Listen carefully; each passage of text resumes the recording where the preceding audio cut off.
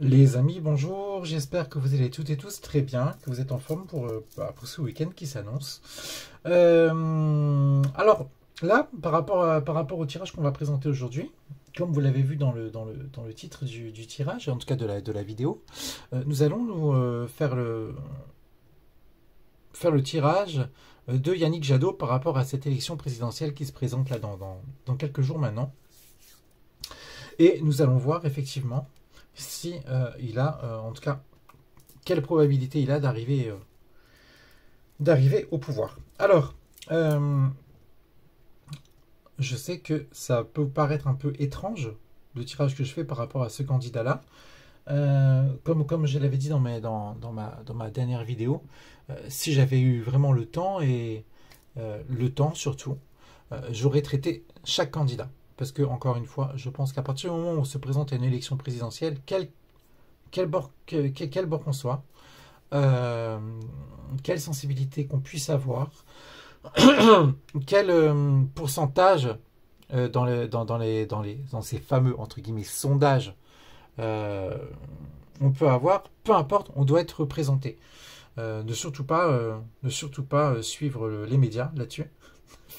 En fait, c'est un peu ça. Hein. Souvent, c'est vrai que quand on veut avoir un vrai retour sur ce qui se passe, il faut un peu prendre un peu à contre-pied les médias. Et là, par rapport à ces élections, c'est clairement le cas. Il y a du favoritisme. Donc, effectivement, si j'avais vu le temps, j'aurais voulu traiter de chaque candidat, mais c'est très très compliqué pour moi. Mais en tout cas, ils ont mon soutien. Chaque candidat a mon soutien. Je pense que il faut essayer de changer ces 5 dernières années qui sont passées. Et je crois que avoir le courage de se mesurer à cette bête-là, parce que c'est ça, hein, et pour moi, je pense quelque chose d'hyper bénéfique et hyper courageux pour moi. Alors, Yannick Jadot, pourquoi également? Parce que c'est également le parti écologiste, pardon. Donc effectivement, c'est vrai qu'il n'y a pas... Je crois qu'on soit de gauche, de droite, on peut chacune et chacun avoir une tendance écologiste, et que, à mon sens, il n'est pas forcément nécessaire d'avoir un parti que pour ça. Mais bon, vu que il fait partie de la campagne et que on n'a pas encore forcément vu ce côté-là de l'échiquier politique, eh ben, on va s'attaquer du coup au parti écologiste. Donc au moins nous aurons traité la partie droite de l'échiquier politique, la partie gauche. C'est marrant parce qu'il n'y a pas de parti centre, ou à moins qu'il y en ait une. Dites-moi hein, s'il y a un candidat du centre, mais là pour le coup j'ai un doute, à moins que ce soit le candidat sortant qui ne sait pas forcément d'où il est et de quel bord il est depuis 10 ans, comme avait dit, il me semble, Éric Zemmour dans un de ses meetings. Peut-être que c'est lui le candidat du centre finalement, de ne pas trop savoir où on est. Mais en tout cas, au moins, on aura en tout cas sur un large panel vu quelques candidats qui se présentent à cette élection. Donc, comme d'habitude, tirage en 4 cartes pour voir un peu la tendance et la probabilité de l'accession au pouvoir de Yannick Jadot. Alors, première carte qui ressort. Ok. C'est marrant parce que dès que je vois ces cartes-là, on le voit clairement entre deux femmes et à suivre on voit totalement hésiter. Et effectivement, c'est vrai que quand vous avez, je crois que du côté des Verts, il y avait lui, il y avait, il me semble, comment elle s'appelait, cette femme-là qui avait des propositions assez étranges, Sandrine Rousseau. Il doit y avoir d'autres femmes également. À mon sens, là, plutôt dans la situation actuelle, moi, j'ai véritablement l'impression il est tiraillé, véritablement entre quelques idées, et il n'arrive pas forcément à se décider par rapport au lot d'idées qu'on lui propose à droite et à gauche. Et c'est assez compliqué pour lui, je pense, de faire un choix. On a l'impression également qu'il veut plaire à tout le monde, hein, qu'il veut plaire en tout cas, il veut séduire, il est dans la séduction. encore une fois, par rapport à son électorat, puis par rapport aux gens qui l'entourent dans son parti. Donc je pense qu'il essaie de prendre des idées à droite et à gauche, dans son parti encore une fois, et que de fait, on n'a pas forcément l'impression qu'il y a une idée directrice par rapport à ce qu'il souhaite.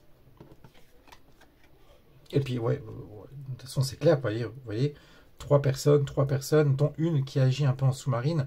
Bon, là, effectivement, on voit clairement que y a de gros doutes. C'est un peu le flou. Hein.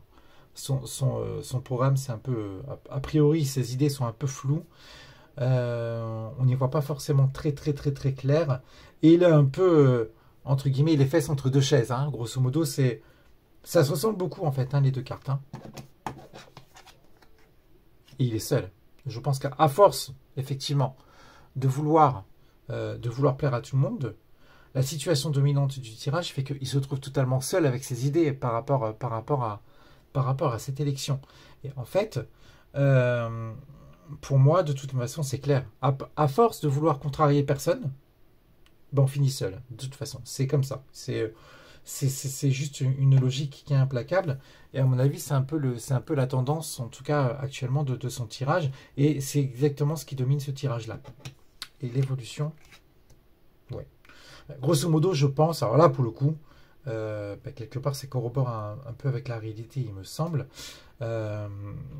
Évidemment, à mon sens, il n'a aucune chance d'arriver, ne serait-ce qu'au second tour. Pourquoi? Parce que je pense que sa candidature fait plus office d'épouvantail qu'autre chose. Même si, à mon avis, il fera un peu plus que certains candidats de gauche, comme notamment Hidalgo. Là, pour le coup, je pense que sa candidature fait plus d'épouvantail. Il est trop esselé pour espérer, en tout cas, accéder à une quelque marche qui soit. En tout cas, d'un point de vue national.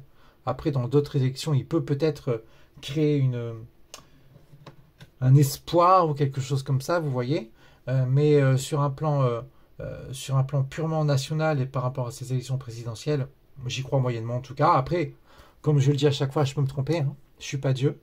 Mais là, par rapport à la polarité de ce tirage, par rapport à la couleur même du tirage, j'y crois pas du tout et je pense qu'effectivement que cette candidature n'est pas sérieuse, ça fait pas sérieux. Pour moi, c'est pas un candidat sérieux, en tout cas par rapport au tirage.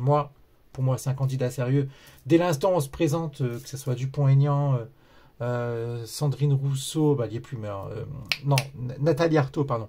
Nathalie Arthaud, etc., même s'ils ont 0,005% de chance d'y arriver, bon, dès la mesure où ils se présentent et ils ont eu leurs 500 parrainages, entre guillemets, ils sont crédibles. Mais vis-à-vis du tirage, pour moi, sa candidature ne va pas apparaître comme super sérieuse. Voilà. Donc j'espère que ce tirage vous a plu, vous a un peu aiguillé par rapport à ces élections présidentielles. N'hésitez pas à me dire ce que vous en pensez dans les commentaires. Peut-être que vous avez vous-même réalisé ce tirage avec les cartes ou avec le pendule. Je vois qu'il y a de plus en plus de personnes qui réagissent à mes tirages, notamment d'élections présidentielles. Un grand merci à vous, c'est super sympa pour vous de réagir. Et j'espère que ces vidéos vous divertissent et vous permettent de voir un peu mon approche par rapport à ma manière de faire. Je vous souhaite à toutes et tous une très belle journée. Prenez bien soin de vous. Et je vous dis à très vite les amis. Salut!